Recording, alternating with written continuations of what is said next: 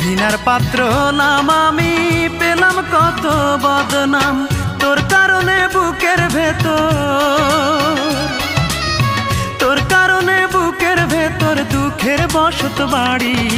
বল রূপা তোর জন্য আর কি করতে পারি, বল রূপা তোর জন্য আর কি করতে পারি।